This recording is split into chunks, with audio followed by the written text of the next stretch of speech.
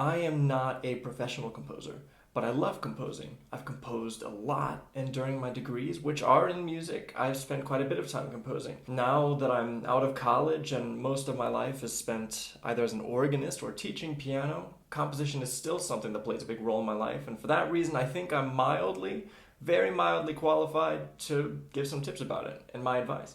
I guess it's fair to say I'm not starting completely from scratch. So you do need some basics, major, minor, maybe even some scales, even though scales aren't so important now if you're composing music that sounds new. Something I think is a little bit strange too is the fact that I've published so much of my compositions, which means you can go to SoundCloud or Spotify or YouTube or wherever and listen to my compositions and say, actually, that's awful. I don't need to know how he does this. I hate it. Or maybe the opposite, you listen, you say, that's pretty cool, I'd like to know how he came up with that, in which case, these tips would be good. In any case, I don't want to waste time. Here's my advice. I don't know if this is a controversial point, but there is some randomness in my playing. When I'm starting from nothing, and I have no idea what I want to play, but I know what sort of mood or what sort of tone I want, then I'm sort of just grabbing chords. I mean to say, I'll literally grab chords. If you have an idea of major or minor, I'll experiment around with different progressions that inspire me. Melody is a separate step. That can come out of the harmonies that you've created through these chords, through this experimentation. But when you're right at the beginning, and you need something to hear and something to refine, just mess around.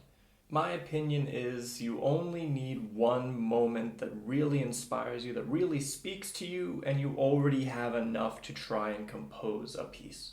In case I'm already giving the impression that I've skipped a bunch of steps, I really do mean something very simple. Something like...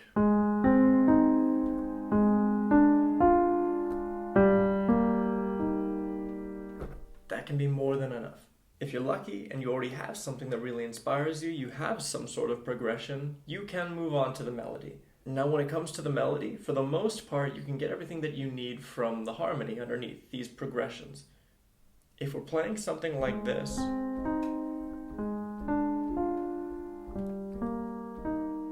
that's not nothing.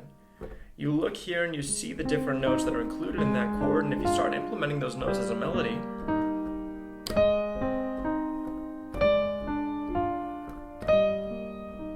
it's not the most exciting melody, but it is a melody. Maybe this weird sort of rule of thumb would be that if you're playing notes that belong exactly to that chord, then you're going to have a more basic sound, and it gets more and more exciting or more spicy the more you deviate from the notes that are in the chord. That was just with notes that belong to the chord. Now what if I put some in-between notes in, something like...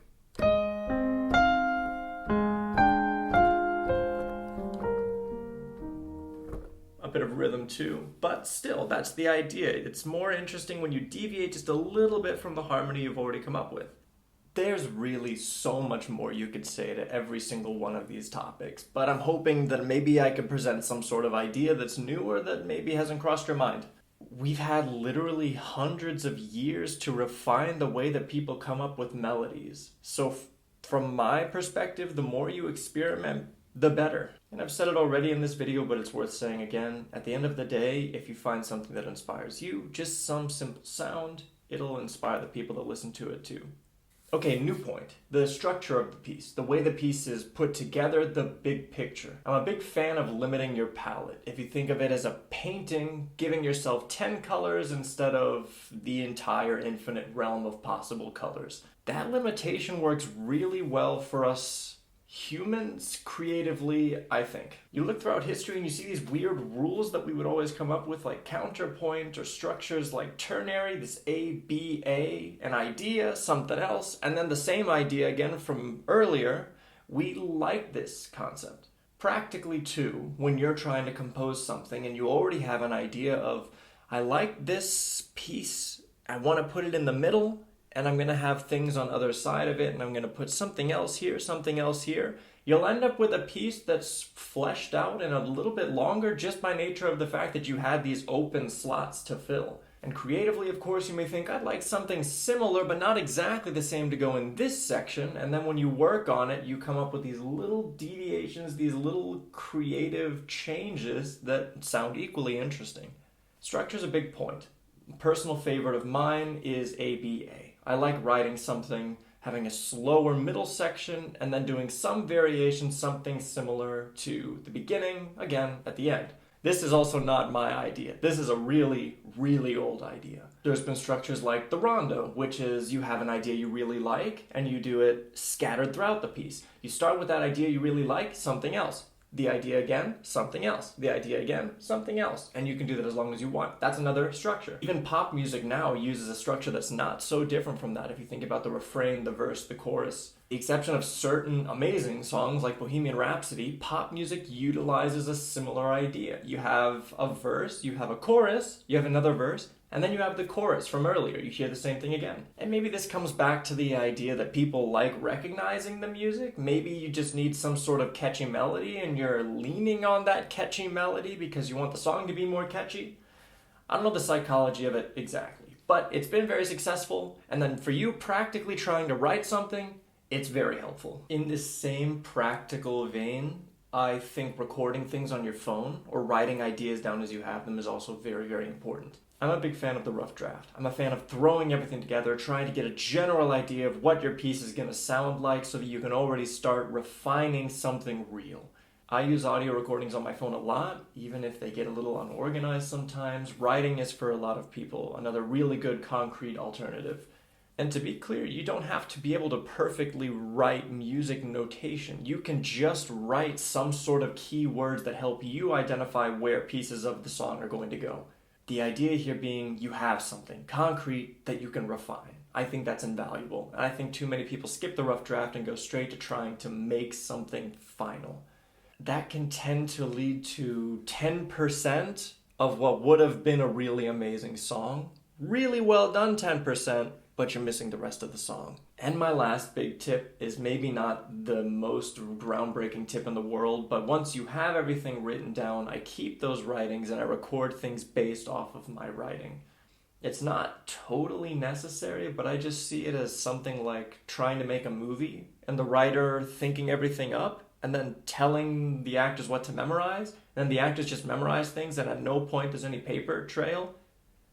Maybe it's also just personal preference. There's also something to be said for the program that you use, whether you use MuseScore or Sibelius. I know a lot of people prefer different programs. I personally think MuseScore 4 is the best. I've recorded a lot of different things. I've experimented a lot with MuseScore, and that's always been my favorite. So I guess my step-by-step is come up with any sort of idea that you can latch onto, something that inspires you. Based off of that idea, create a melody that fits, something that you can hum, get stuck in your head.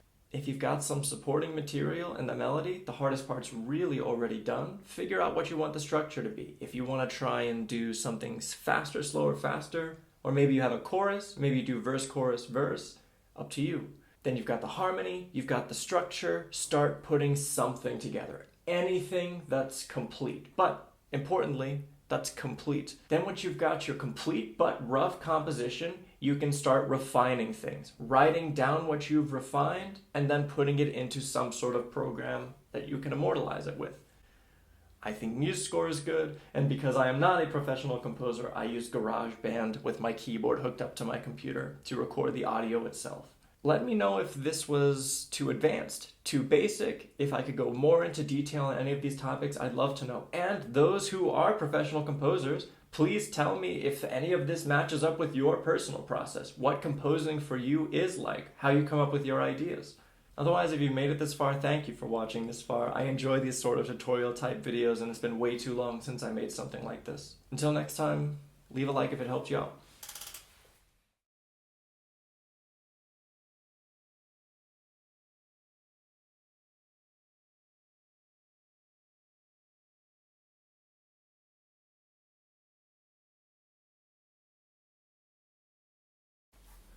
Gonna rotate. I'm gonna look at the camera, real dramatic like. I'm gonna see what my framing looks like. Everything here, everything in the area. See what the sound's like, because I know that I'm recording with the microphone here as well. Only questions, no answers.